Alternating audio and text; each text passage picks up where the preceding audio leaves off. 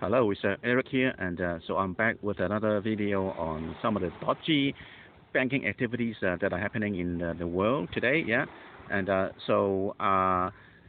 last time we were talking about the fractional reserve banking system, and so today, in this order, I should be talking about the narrow banking, but that's not very interesting, because narrow banking is just the separation of the short-term deposit function of a bank from the long-term lending practice of a bank.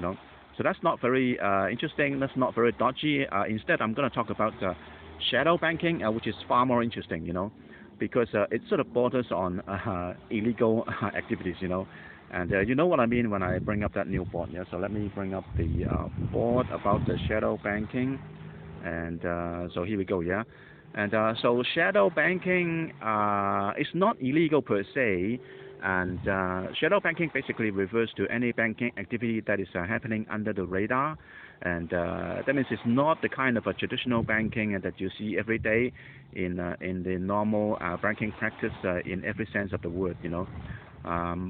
But it still happens, and some of these banking activities, some of these shadow banking activities are so egregious that it almost borders on illegal activity. Yeah, like the example that I'm going to give now is it really is market manipulation. Yeah. Okay, so the story goes like this. So let's say I am a customer, and let's say I have a Bitcoin, and then I will go to the Tether company. Tether is basically a stable coin, a stable coin issuer. And so I'll go to the Tether company and say, hey, I have one Bitcoin. Can I use it as a collateral to borrow X amount of Tethers from you as a loan? Yeah. And then the Tether company will say, okay, your Bitcoin is good, it's a good and true asset, so therefore I'm going to keep it as a collateral. And if you don't pay back my Tether loan, I'm gonna confiscate your Bitcoin collateral. Yeah. And so now I have instead of having the Bitcoin, now I have a lot of new Tethers. And so immediately that creates two kinds of effects. The first effect is that the new Tethers that are issued by the Tether company are basically Tethers that are created out of thin air. And I say that because usually when the Tether company issues new stable coins like Tethers, then these new Tethers should be backed up by real assets like US dollars. Yeah, they shouldn't be backed up by, say, dodgy assets like Bitcoin. And so therefore, that's the first effect. That it's not illegal, but it doesn't look good. And so that's the first effect. And the second effect is that I can now have, I now have a lot of new Tether stable coins, and I can use these stable coins to buy anything I want.